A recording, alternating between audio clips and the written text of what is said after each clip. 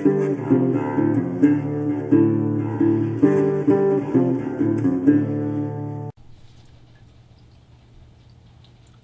guys, welcome back. Today we have the Jericho 941, and you know what that means? It's time for its little epic montage.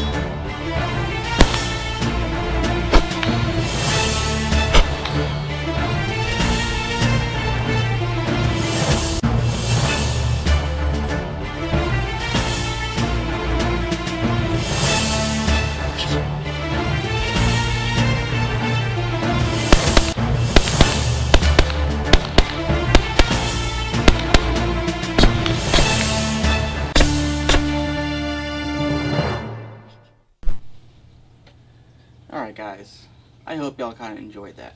Today we have the Jericho 941, or as this particular one is branded, the Magnum Research Desert Eagle.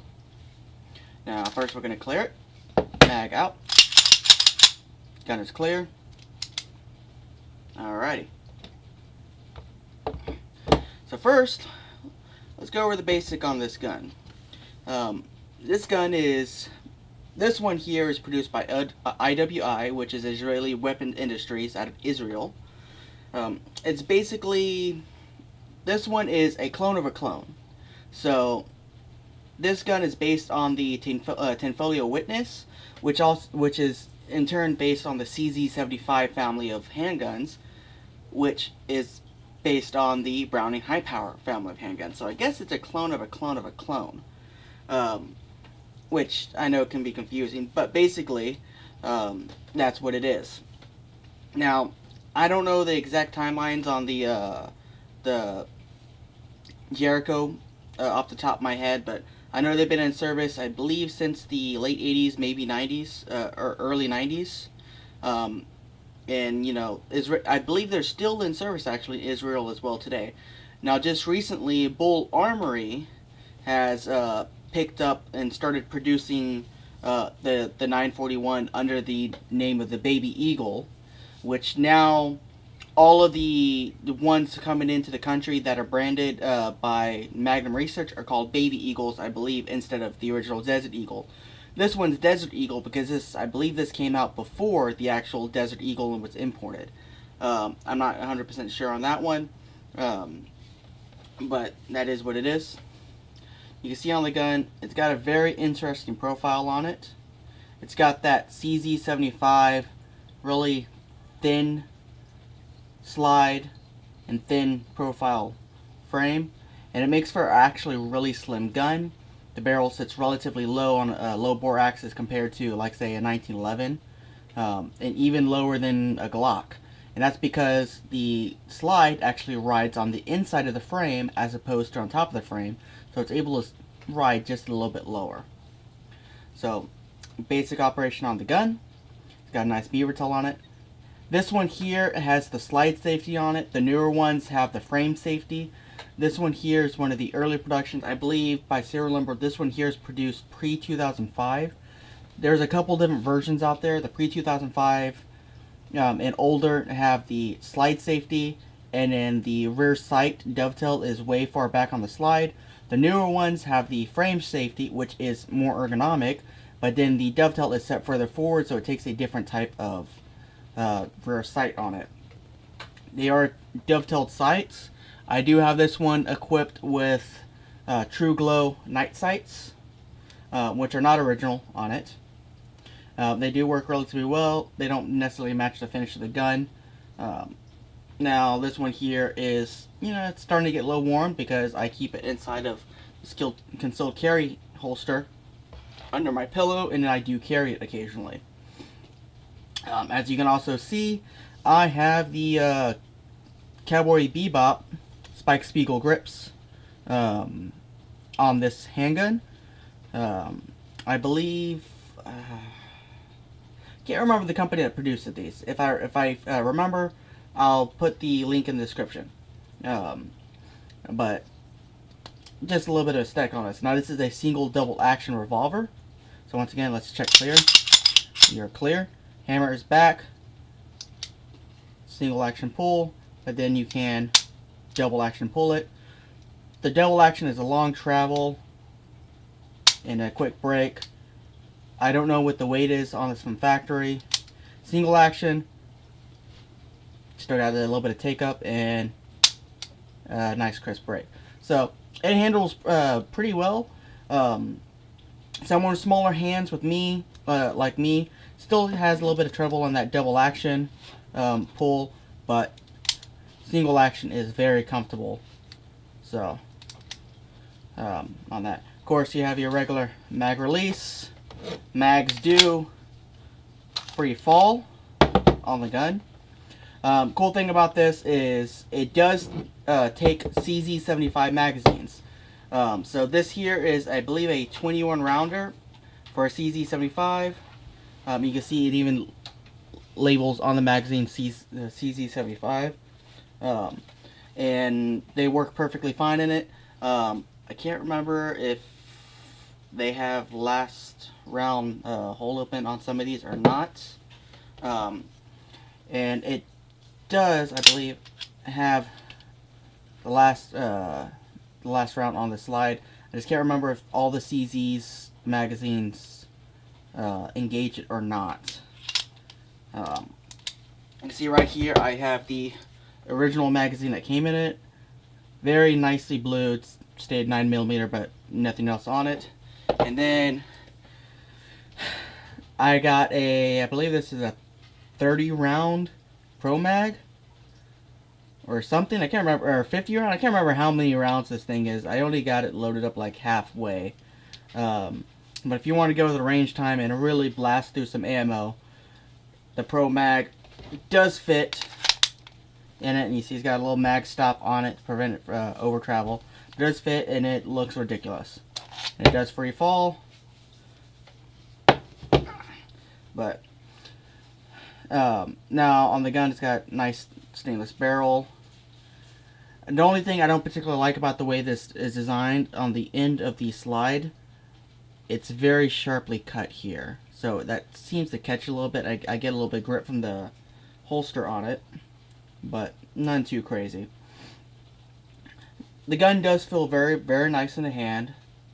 It is, of course, a solid steel frame gun, so it is relatively heavy compared to other guns. So not everyone would prefer carrying a gun like this as a carry gun, or especially concealed carry. I tend to like it. I don't really notice it that much. The weight's good. It helps with the recoil and keep on point of aim, and it's really nice. Now on the safety, I forgot to mention, it is a decock safety. So it will decock it, completely disengages the trigger, and then also it does protrude the suck the firing pin inside of the frame, so it can't even be struck by the hammer to begin with.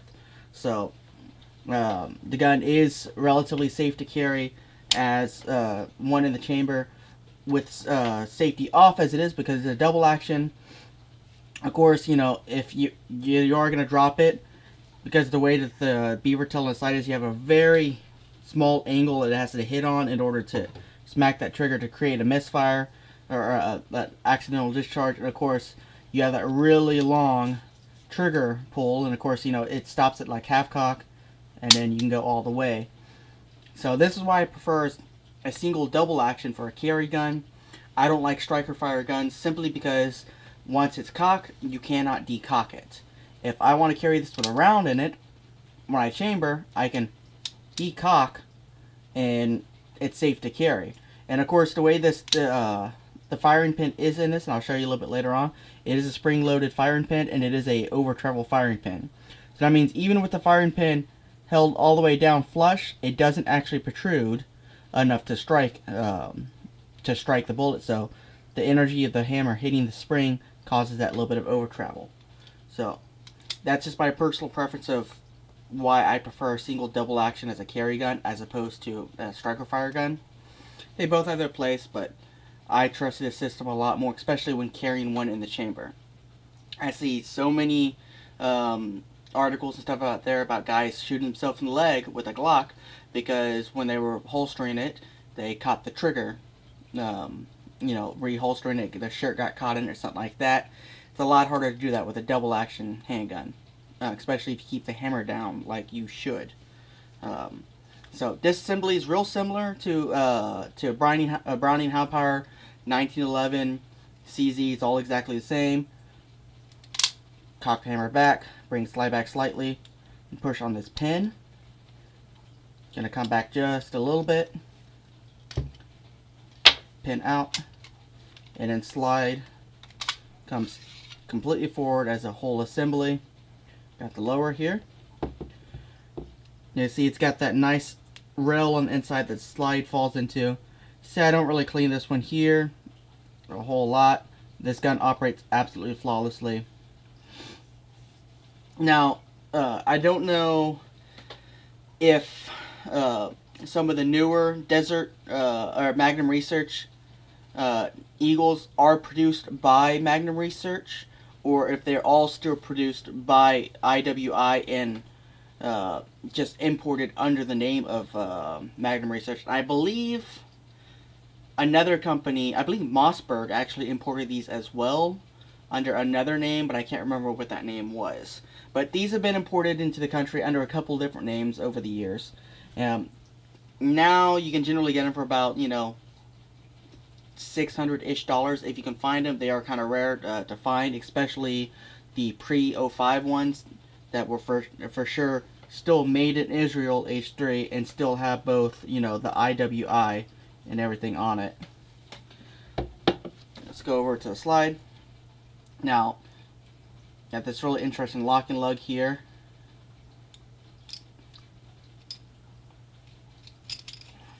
You see your spring is on this operating rod, this guide rod. That's the side. Lift your barrel out, and you're done. Now, something that's interesting about these barrels that sets them apart actually from any other handgun to my knowledge is the way that these are manufactured in the rifling on these. Now, it's hard to see on camera. I'll post a picture, but the type of rifling that these have is actually polygonal. It's not the cut and groove rifling that you normally think of. It's real hard to see, but you can almost see that there's no actual cut rifling. It's very hard to see. And it's a completely different type of rifling from what you normally know of with any other handgun or rifle for that matter. But the other thing that's interesting about is how these are actually manufactured is the rifling isn't cut into the barrel at all. It's hammer forged into the barrel. So when they hammer forge this barrel into its, you know, finished actual forged shape, it hammers the rifling around it. So it actually makes for a really strong rifling because there's no cuts in it where sometimes stress cracks can form in those cuts. So really interesting fact on the Jericho on its own. Now, the one thing that the Jericho does have problems with, and that is aftermarket. There is very little aftermarket for this gun. Unfortunately, the CZ75 parts don't fit in this gun, which is a real shame because the CZ75 and the P01 and the Shadow all have a great aftermarket list, parts list for them, but none of them fit in there. I would really love to have seen a extended threaded barrel for the Jericho. I've heard that there is a company that produces them, but I haven't really heard of it. So, like as I was explaining earlier, that firing pin does not actually protrude when it's just simply pressed. It has to actually over travel. Let me see if I have something cartridge that's pointy enough here.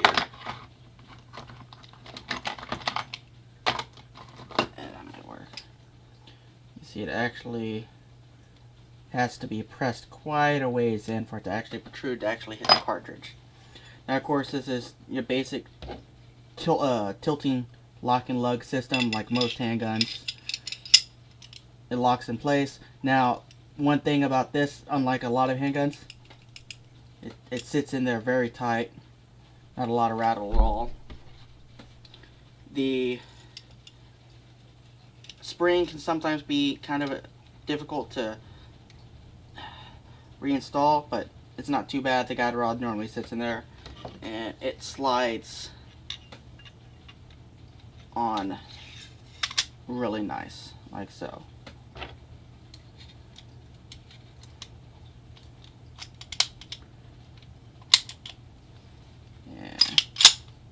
And we are set. Now, these guns are known to be really accurate. I haven't had too much time with this gun as of yet. I can make some shots with it.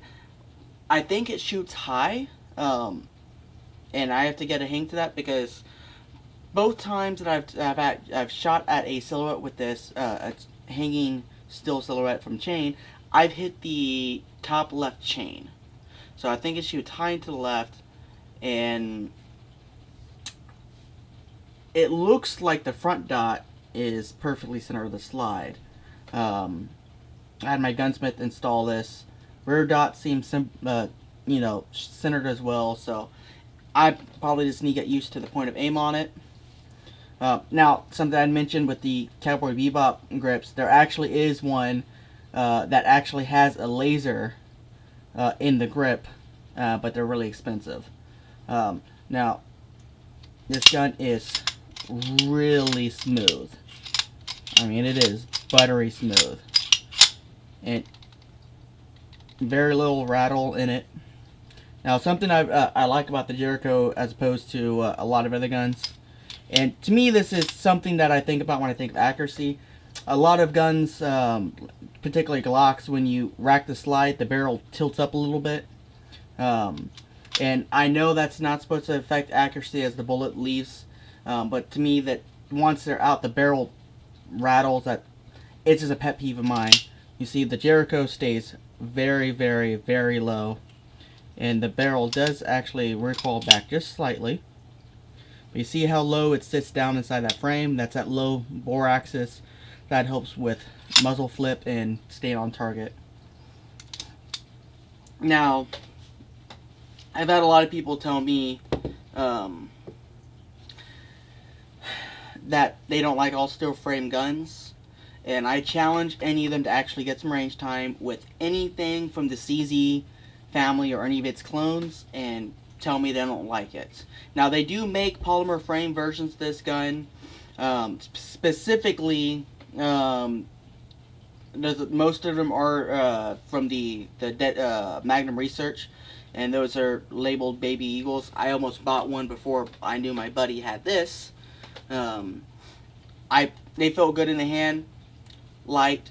I didn't like it. Like I said, I like a steel frame gun. I don't even own a polymer framed handgun at all. So, you know, I'm just not a big fan of polymer. But if you've never tried anything from the CZ family, shoot one.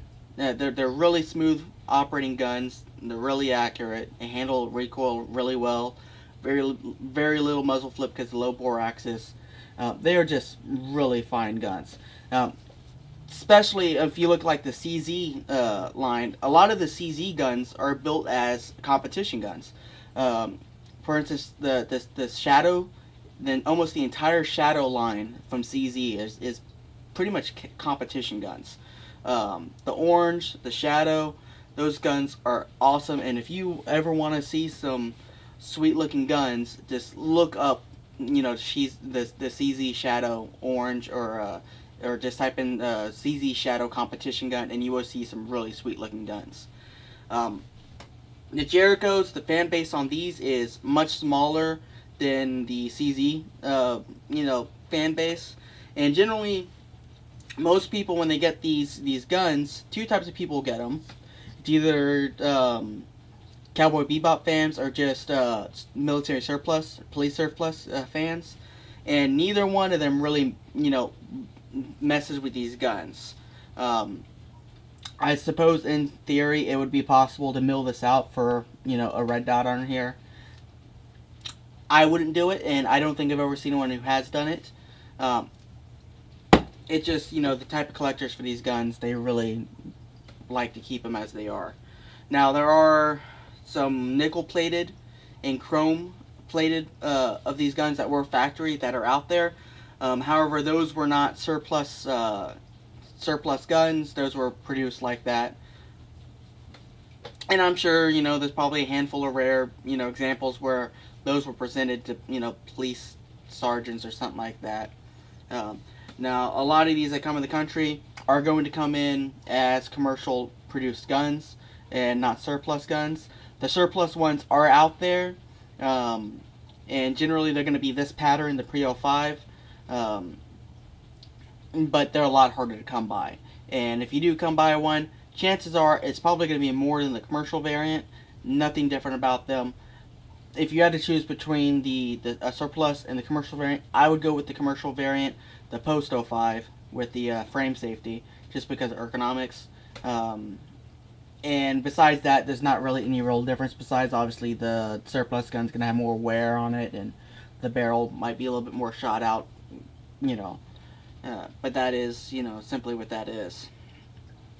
You see on the back of there's a little bit of grip right here on the back of the grip. None too crazy.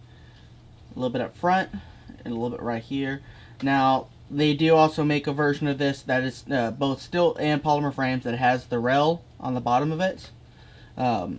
It's normally referred to as rail version, and it's normally referred to as the slim or sleek version of the gun. A lot of hardcore, collectors prefer the sleek version because this is how it originally came, and personally, it's a nice looking gun.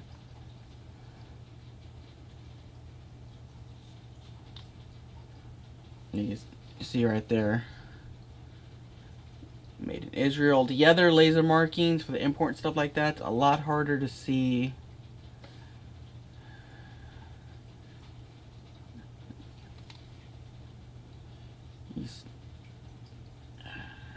Trying to see if you can see that, but it's a lot harder to see. But it is a completely sweet gun.